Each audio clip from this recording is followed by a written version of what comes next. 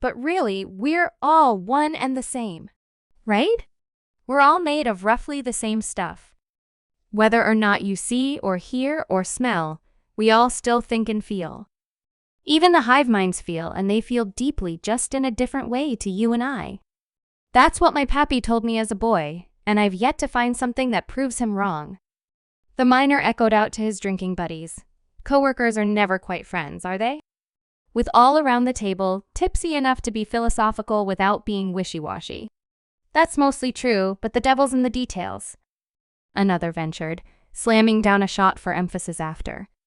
Are you calling my pappy a liar? Go on, keep talking. The first miner laughed back, the empty threat driving some guffaws around the table. No, it's just... Fuck, it's difficult to quantify, you know? Yeah, look, your pappy's not wrong, but he's not right either. We are all mostly the same. We all burn food for energy. We all think. We can all appreciate beauty and culture, even if that culture is shit on a stick. But we don't all feel. Have a single one of yous ever felt like you don't like thinking so much? Not in I want to party and forget way, but in a way that makes you tired upon waking up? The man gets interrupted by some groans and cries of bullshit SHUTT, FUCKUPTT, PLAASE. For the love of God. Look, there's old stories of humans long before they'd properly left their planet. Earth, is it? I think so. Before they had access to all the modern healthcare we have now, they write and sing and talk about something called depression. It's this thing like you wouldn't believe. It apparently made them not want to be here anymore. Yeah, no? Like, not alive anymore. And they didn't want to be alive for themselves. 'Cause they couldn't feel anything. They used to say they lost the light in their eyes, if you can understand it. The table had gone a bit quiet, with most of those in attendance in mild shock. And with modern medicine, I'm sure that they don't have that depression thing anymore. But technically, your pappy was wrong. Sometimes some species, under very extreme, archaic circumstances, don't feel. Fucking horrible stuff. A silence hung over the table for a few seconds. 1, 2, 3. I've seen it before. A woman called over from a nearby table, dressed in officer's shore leave gear. She struck quite the impression in the dingy bar. She sipped her drink, slow and tender, almost as if preparing herself for what was to follow. A scar deep set into her cheek twinkled and itched in the dim lighting. Or maybe I've seen it different. It makes me feel sick thinking of it. It was back in the war. Me and my crew were blockade runners, rushing small arms to militias in the Difer system. My second in command was a human and barely a man at that. His name was John.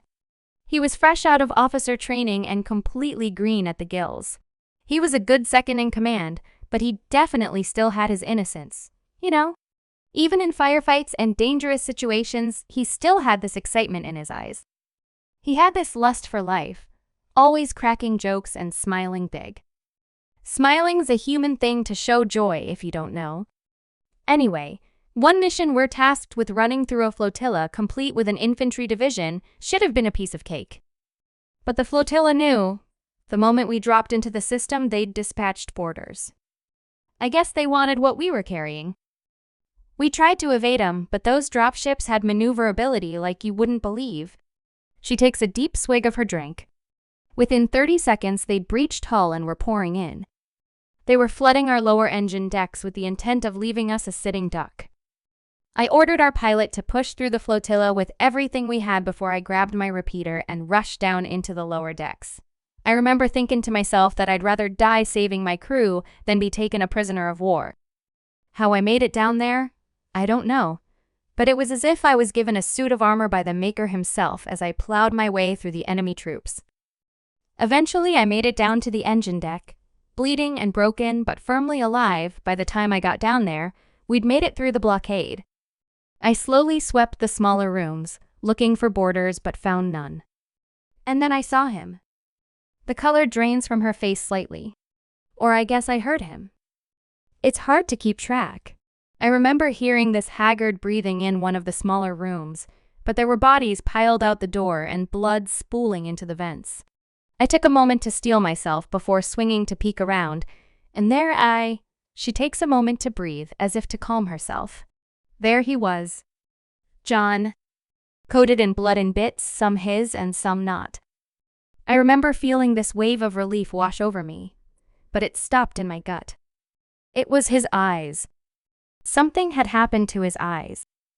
He was looking at me fine, but he didn't see me. There was just this inky blackness in there, like what happens when a black hole eats a star. I had this feeling in that moment that his soul had been consumed, swallowed, and irrevocably lost. He was a dead man walking.